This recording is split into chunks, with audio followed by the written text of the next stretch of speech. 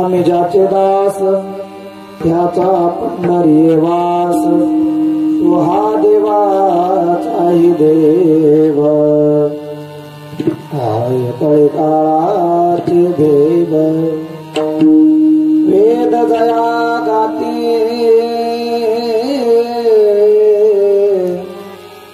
श्रुती मनते नेती नेती तो हा देवाचाही देव काय कळे काळाचा भेव तुका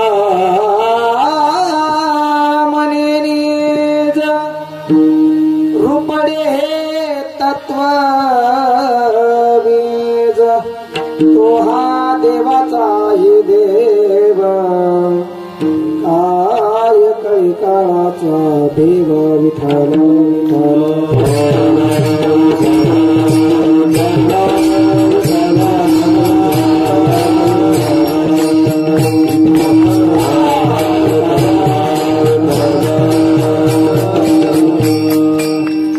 वक्रतुंड महाकाय सूर्यकोटी समप्रभ निर्विघ्नं कुरु मे देव सर्वकार्येषु सर्वदा गुरुर्ब्रह्मा गुरुर्विष्णु गुरुर्देवो महेश्वरः गुरुर्साक्षात् परब्रह्म तस्मै श्री गुरवे नमः महायोगपीठे तटे भीमरत्या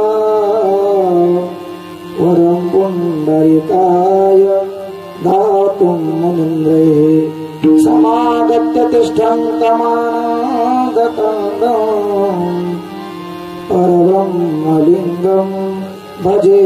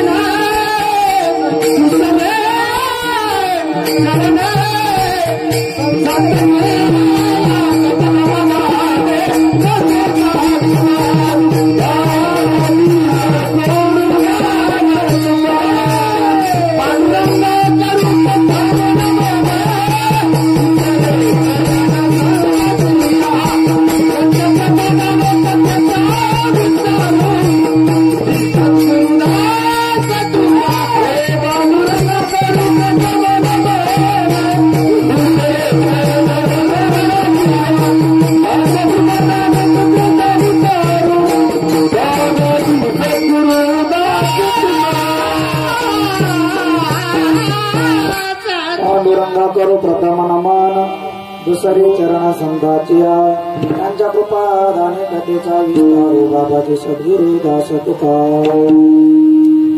कर्पूर गौरम करुणावतारम संसार सारं भुजगेन्द्रहारं सदा वसन्तं हृदयारविन्दे भवं भवामि सहितं नमामि शिवभोजगवादी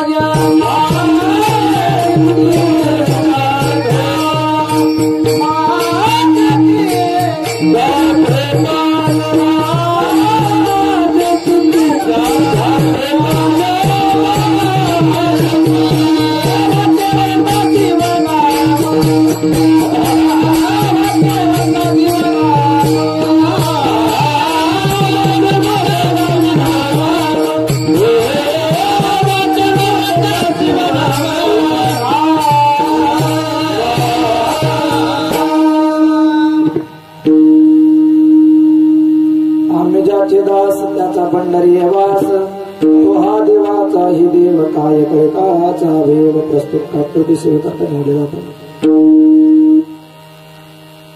इंद्रायणीच्या तीरावरती एक छोटस गाव बसले. त्या गावामध्ये एक महात्मा आहे. महाराज त्या महात्म्याचा अधिकार काय सांगू तुम्हाला. त्या महात्म्याचं नाव जरी घेतलं, काय दादा नाव जरी घेतलं तर यम कसा कापायचा थरथर कापतो. तुकाराम तुकाराम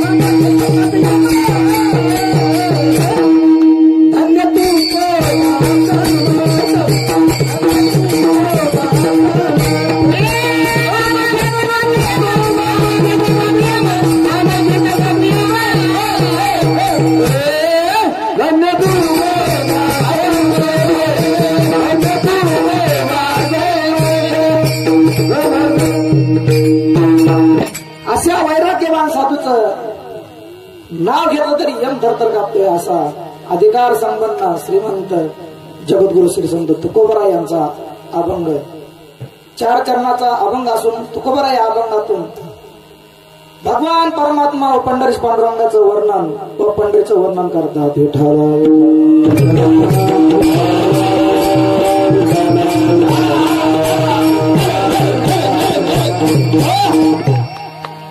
अभंग बोलण्यापूर्वी थोडासा पर्याय द्यायचा तो म्हणजे असा.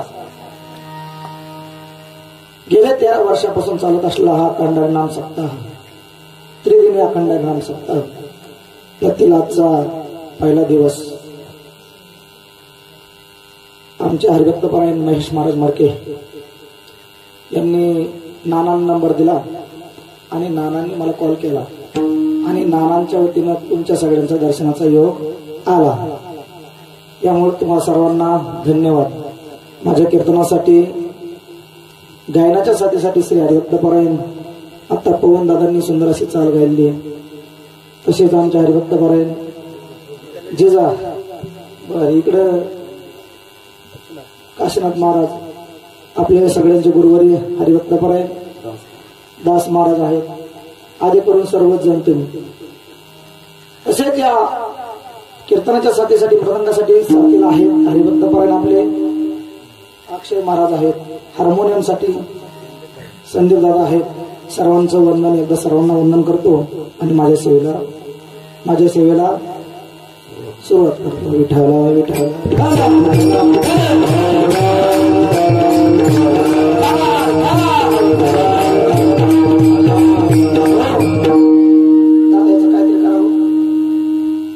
काहीतरी करा, खरं तरी पण करा. मी काय बोलतोय मलाच कळायला, माझे शब्द मला गुतायला लागले. आज जमत, परवा दिवशी नाही जमत. परवा दिवशी बाबूले आगावर त्यांना जमत नाही असं.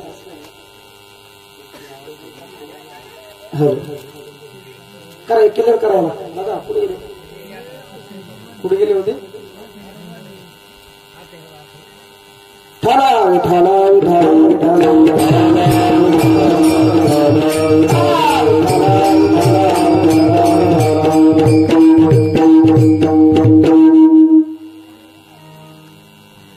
आम्ही ज्याचे दास त्याचा पंढरी वास, तो हा देवाचा हे देव काय काळाचा भेव प्रस्तुत.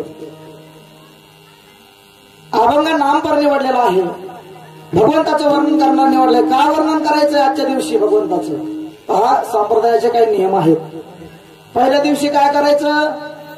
भगवंताचं नामस्मरण करायचंय, त्याचं गुणगान गायचंय. कोणी कोणी गुणगान गायलंय त्याचं भगवंताचं?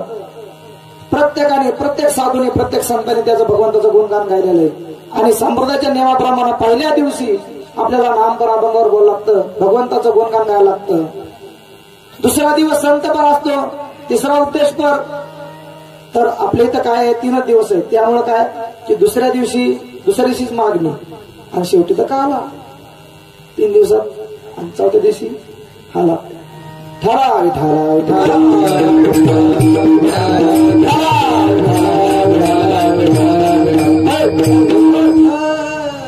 बरोबर करू नका.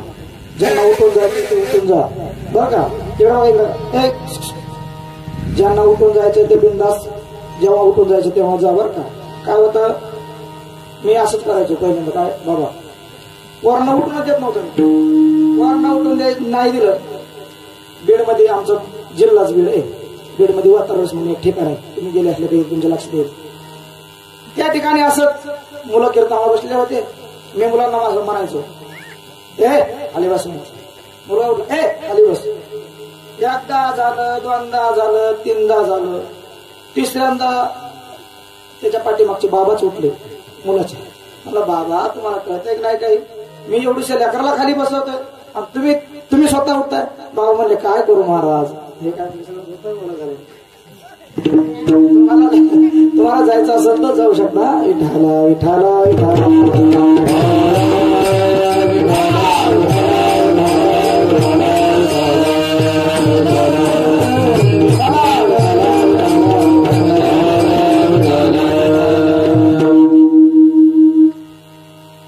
नामपर अभंग आहे आणि नामाचं वर्णन करायचंय. आपल्याला महात्म्य माहित असल्याशिवाय आपण वर्णन करू शकत नाही. कारण की हे बघा, कुठलीही गोष्ट आपल्याला माहित असली की आपण तिचं वर्णन करतो. आणि प्रत्येकाला प्रत्येक गोष्टीचं महत्व कळलं पाहिजे. पहा, आपण जन्माला आलोय. जन्माला आल्याच्या नंतर काही लोकांना जन्माला आल्याचं, नरदेह प्राप्त झाल्याचं महत्व कळलंय. काहींना कळले पण मिळालं नाही, आणि काहींना मिळालंय आणि कळलं नाही, आणि काहींना मिळालं नाही कळलं नाही. पहा, स्वर्गातील देव सुद्धा अपेक्षा करतात. काय करतायत? स्वर्गीचे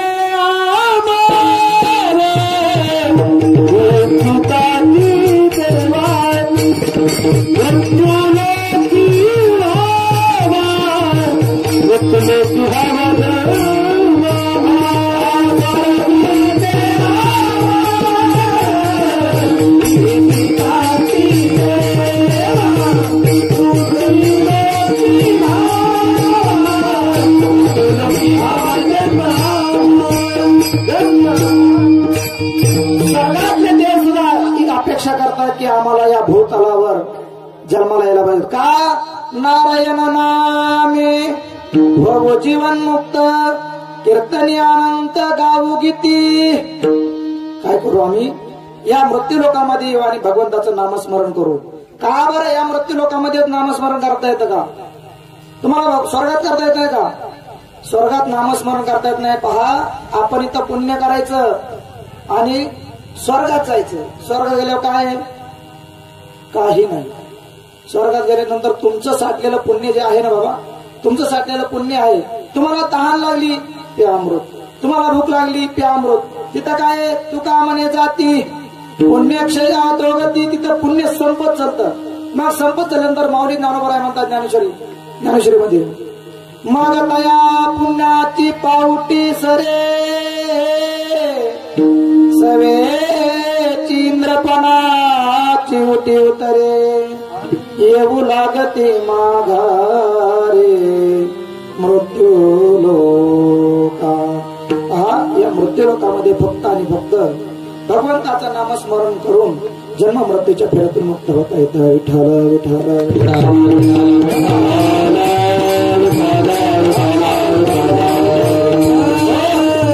तुम्ही म्हणाल मग इथं मृत्यू लोकांमध्ये आपण आल्यानंतर नामस्मरण करायलाच पाहिजे का? नाही केलं तर काय होईल? नाही तरी गेला जन्म वाया. सांगतो तुम्हासी भजारे विठ्ठला, नाही तरी गेला जन्म वाया. करिता बरोबरी दुरावसे दोरी, भवाची पुरी वहावसी. या मृत्यू लोकांमध्ये अनेक जीव जन्माला आले, पण जन्माला आल्याच्या नंतर इथं आल्याच्या नंतर आपल्याला आणि याच नरदेहामध्ये भगवंताचं नामस्मरण करता येते. आणि हे ज्ञान नाही कोटे, याच देही गडे देवाचे भजन. आणि हे ज्ञान नाही कोटे. तुम्ही म्हणाल महाराज भजन केलं पाहिजे असं काही दावा आहे का? हो आहे. भगवंताकडे आपण प्रार्थना केली, काय भगवंता एक वेळ कारी या दुकावे गाळे, एक वेळ कारी या दुकावे गाळे. भगवंता या जन्म मरणाच्या फेऱ्यातून आम्हाला मुक्त कर. मुक्त करण्यासाठी ज्यावेळेस भगवंताने जीवाला गर्भयातनेत घातलेलं आहे, गर्भामध्ये घातलेलं आहे, त्यावेळेस गर्भाच्या यातना काय सांगायचं महाराज? तुकोबरा एका ठिकाणी म्हणतात, काय सांगू गर्भीची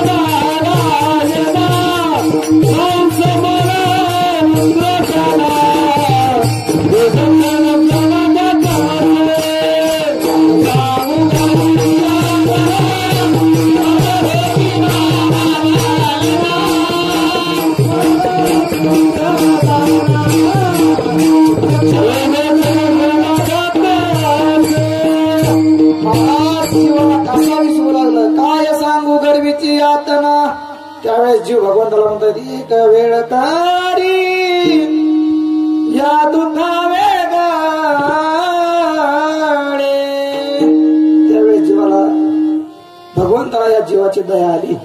भगवंत म्हणतोय जाऊ द्यायला मुक्त कर. पण काय करशील?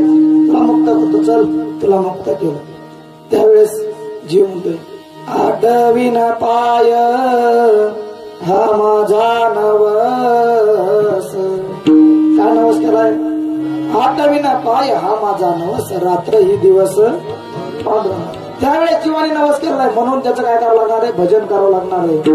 पहा, आणि जीव या मृत्यू लोकात जन्माला आल्याच्या नंतर पहा, एक बाबा एक प्रमाण शिक्षक आहे म्हणतात कीर्तनकार लोक, मी काय वाचलं नाही पण ते म्हणून प्रमाण, हे वार कलीचा लागला, वार कलीचा लागला, वार कलीचा लागला,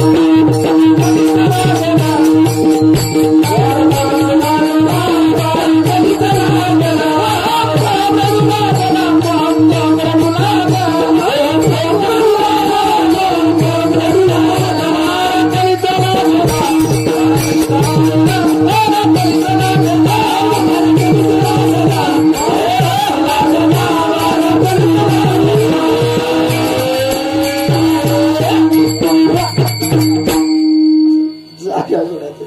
ठाला ठाला जीव जन्माला आला आणि कलीचं वार लागलं. बघा तुमच्या पाठांतरात आहे काही प्रमाण वाचलं तुम्ही कुठून म्हणते म्हणून म्हणतो मी पण. जाऊ दे विठाला विठाला वारा कलीचा गेला. या कलीचं वार लागल्यानंतर कोण कोण केव्हा केव्हा तुला केव्हा तुम्ही म्हणलाय नवस केलाय कधी कधी नवस केलाय. असा जीव बदलला महाराज. आणि जीव बदलल्यामुळे काय झालं परत त्याला मग विसरली तया विसरली तया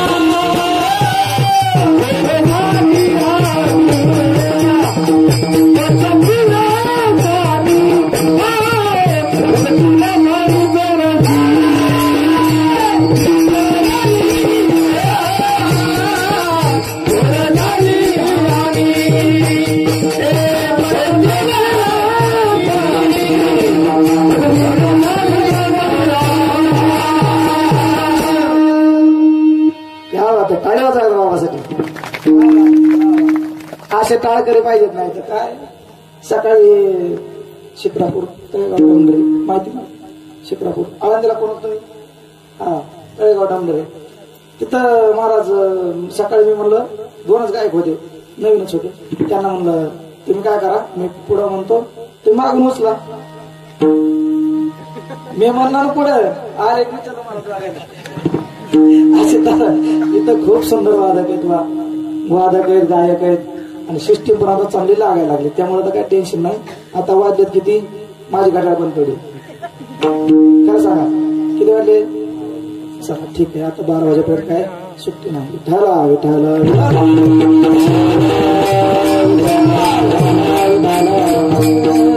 विसरली तया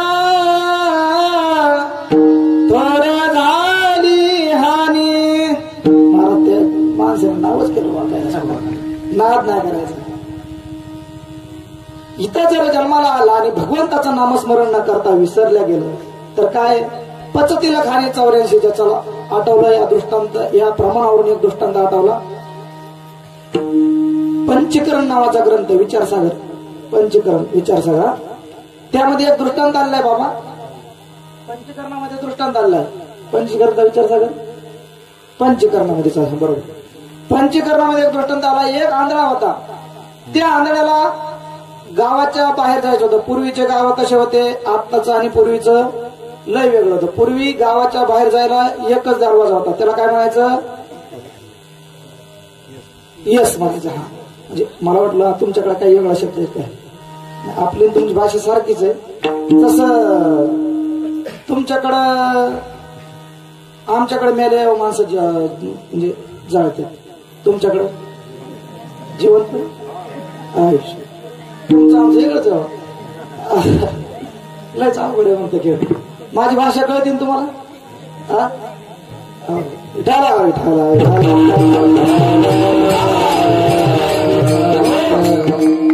त्या आंधळ्याला गावाच्या बाहेर जायचं होतं. गावाच्या बाहेर जायचं होतं. पूर्वीचा काळ होता. पूर्वीच्या काळात चौकून कटाळा असायचा गावाला आणि गावाच्या बाहेर जायचं होतं त्या आंधळ्याला. त्याने काय केलं एका माणसाला विचारलं ए बाबा मला गावाच्या बाहेर जायचं कसं जाऊ. ते म्हणलं हे बघ तू तुझं बघ मला माझे काम आहे. मला आता घरी जायचं गायला वैरण टाकायची पाणी पाजायचं माझ्या 17 काम आहे. तुला एक काम कर तुला मी साधा सोपा पर्याय देतो. तू काय कर ह्या कटड्याला धर आणि चालत चालत चालत चालत जा गावाच्या कडे. तिथे गेल्यानंतर दरवाजा येईल येस येईल त्या दरवाजातून बाहेर जा. असं सांगितल्याच्या नंतर तो आंधळाने काय केलं त्या भीतीला धरलंय. चालत राहिला चालत राहिला चालत राहिला चालत राहिला चालत राहिला कुठपर्यंत एसी पर्यंत गेला. एसी पर्यंत गेल्यानंतर काय झालं त्याला हात तिथला दरवाजा भिंतीचा हात काढला आणि काय करा असं खाजू लागला. खाजू लागला आणि चालू लागला. दरवाजा पाठीमाग गेला आणि हा पुढे निघून गेला. परत काय झालं विसरली तया विसरला तो आणि त्याला पचतीला खाली 84चा. त्याप्रमाणे पहा हा जीव आहे. दृष्टांत काय एक आंधळा होता आणि आंधळ्याला काय केलंय एका व्यक्तीला विचारलंय की मला या गावाच्या बाहेर जायचंय कसं जाऊन. तसंच त्या दृष्टांचा सिद्धांत पहा. एक जीव होता, या जन्म मरणाच्या फेऱ्यातून मुक्त व्हायचं, जन्म मरणाच्या फेऱ्यातून मुक्त व्हायचं. मग कसं मुक्त होऊ म्हणून काय केलं त्यांनी, एका सद्ग्रस्ताकडे गेला, गुरुकडे गेला आणि मग सांगितलं, काय आम्ही उद्धार पावेन, काय कृपा करील नारायण, ऐसे तुम्ही सांगा संत जन, करा समाधान चित्त माझी. त्यांनी सांगितलं, त्यांनी एक मार्ग दिला, त्यांनी साधन दिलं. ते साधन करत करत करत करत तो निघाला आणि तो साधन दिलेलं थोड्या काही दिवसांनी काही काळानंतर विसरून गेला आणि तो परत जन्म मरणाच्या फेऱ्यात अडकून बसला. हे कशामुळे सांगितलं दृष्टांत, बाबांच्या प्रमाणासाठी. विठ्ठल विठ्ठल